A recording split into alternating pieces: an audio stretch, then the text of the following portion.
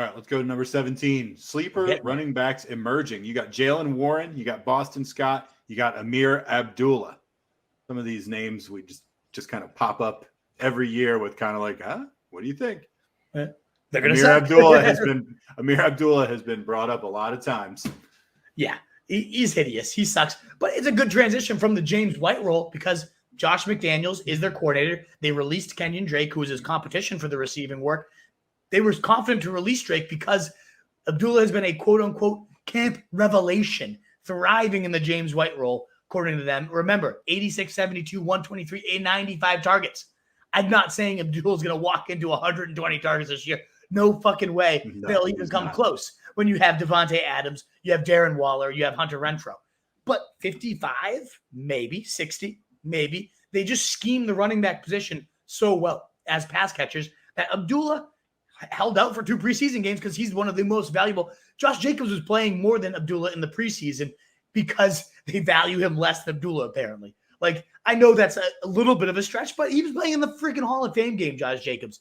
Abdullah is going to get a nice, healthy slice of targets, even though there's a ton of other mouths to feed. I think he's going to have a real PPR role as a last-round stab. Boston Scott, when Sanders missed time in preseason week 2, was the first back in there. I do love Gainwell. I know we got a good question about Gainwell for that super chat. This kind of told me Gainwell, no matter what happens, is going to be that like third downish red zone guy. Somebody else is going to be the early down guy. And if Sanders misses time, that's going to be Boston Scott. 11 touches, 44 yards from scrimmage, and a touchdown. Just marched down the field, looked hyper efficient. He's always that little guy, has looked solid every time he plays. He gets behind his blockers well. He's a touchdown scorer. He just really is. He had just as many top 12 and top 24 weeks as Miles Sanders. Like, that's just insane. He scored certainly a lot more touchdowns than him last year.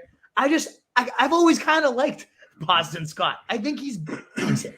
I think he's pretty decent. And the last guy on here is just Jaylen Warren.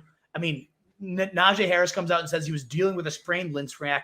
Like, he says he's over it. He did play a lot in the preseason, so he's probably okay. But a foot injury before, like, that's something that could get re-aggravated. They're going to need a backup there. We know how Mike Tomlin, over 20 opportunities per game his lead running backs have averaged.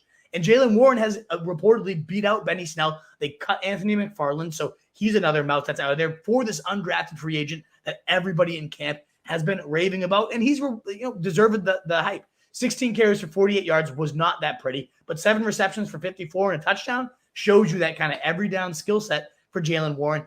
If Harris ever went down and you got yourself like a 20-touch guy in this pretty decent, terrible line, but a pretty decent Steelers attack, whether it's Pickett or Trubisky, that could be a league-winning play that nobody's drafting right now. You could beat the waiver wire rush. He'd be a guy that's worth all your fab to pick up, assuming he's a star. Maybe he's supposed with Benny Snell, but that's not what Mike Tomlin does. Number 18.